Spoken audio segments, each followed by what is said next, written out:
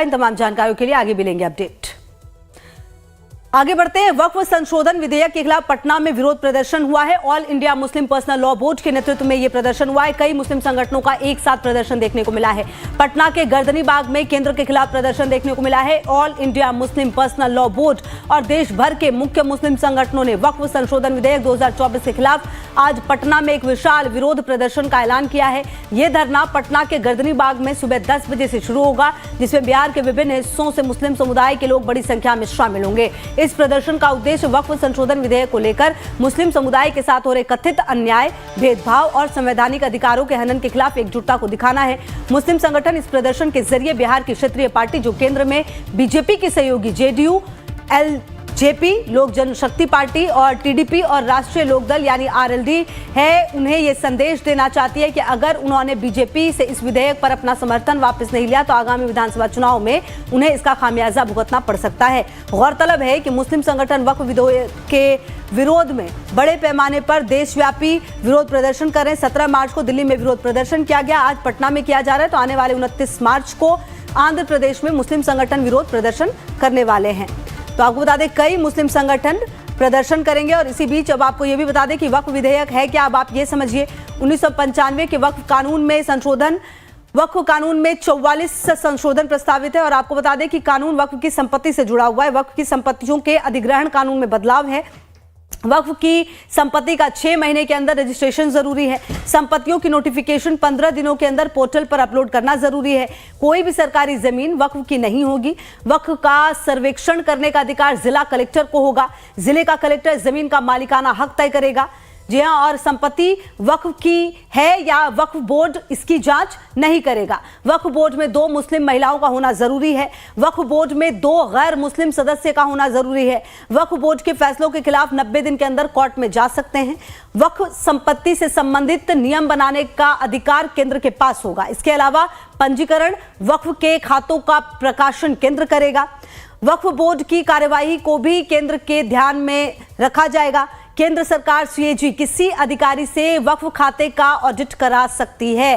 तो जो ये वक्फ विधेयक है वो क्या है वो आप समझिए। और कहीं ना कहीं जो कई मुस्लिम संगठन है वो अब एक साथ प्रदर्शन करने वाले हैं। आखिरकार इसका विरोध क्यों हो रहा है अब आप ये भी समझिए। सरकार वक्फ संपत्तियों पर संज्ञान लेगी। सरकार वक्फ संपत्ति के प्रबंधन में हस्तक्षेप करेगी। ये वो कारण है जिसकी वजह से विरोध हो रहा है इस पूरे कानून का। विवादों पर पहले वक्फ ट्रिब्यूनल पर का फैसला जो है वो अंतिम होता था। सिर्फ दान की संपत्ति ही वक्फ की होगी।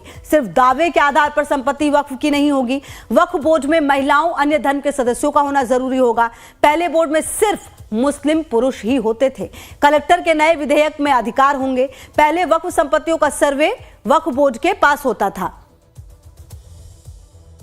तो देखिए ये क्या है ये समझिए आप।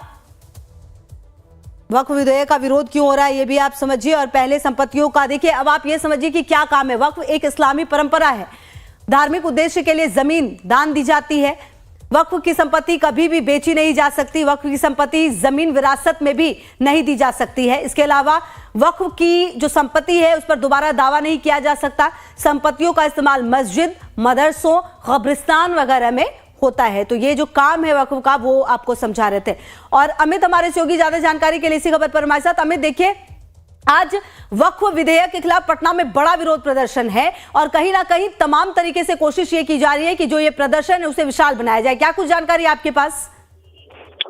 देखिए, पटना में बहुत बड़ा जमावड़ा है। तमाम मुस्लिम संगठन जो है देश भर के वो पटना में इकट्ठा होंगे और टारगेट पे नीतीश कुमार होंगे। आप देखिए किस तरीके से बिहार में 2025 का चुनाव होना है और इसके बीच मुख्यमंत्री नीतीश कुमार के स्टार पार्टी से पहले मुस्लिम संगठनों ने इसी मुद्दे को लेकर उनसे दूरी बनाई, लेटर लिखकर ये भी बायकॉट कर दिया। और अब देखिए यहाँ पे पटना में गर्दनी बाग एक जगह है जहाँ पे धरना स्थल है।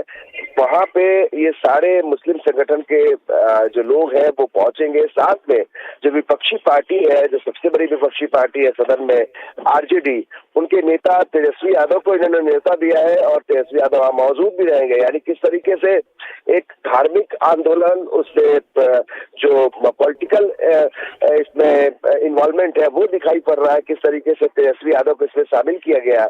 और कहीं ना कहीं ये टारगेट पे नीतीश कुमार और एनडीए सरकार है, क्योंकि 2025 का चुनाव है। जाहिर है एक बड़ा वोट बैंक जो है मुसलमानों का, वो एक अपनी ताकत दिखाने का एक शक्ति प्रदर्शन की कोशिश आज मुस्लिम संगठन करेंगे। और ये दिखाने की भी कोशिश होगी कि आप हमारे इस मुद्दे के साथ खड़े नहीं है, वक्फ संशोधन बिल के साथ खड़े नहीं है, केंद्र सरकार के फैसले के साथ खड़े हैं, तो जाहिर है न सिर्फ स्टार पार्टी से आपसे दूरी, बल्कि आने वाले चुनाव में हम आपको बताएंगे कि हमारी ताकत क्या है। तो कहीं ना कहीं एक शक्ति प्रदर्शन करने की कोशिश पटना के गर्दनी बाग में तमाम मुस्लिम संगठनों का जमावड़ा होगा और देखना होगा कौन कौन से चेहरे जो विपक्षी पार्टियों में है, कौन कौन से चेहरे तेजस्वी के अलावा भी यहाँ शामिल होते हैं। क्योंकि न्योता देने में तो वो मुख्यमंत्री नीतीश कुमार की न्योता भेजा गया है मुस्लिम पर्सनल लॉ बोर्ड से, तो कहीं ना कहीं तमाम पार्टियों को न्योता भेजा गया, लेकिन विपक्षी पार्टियां इसको भुनाने की कोशिश करेंगे। 2025 के चुनाव में इसका असर भी दिखाई पड़ सकता है।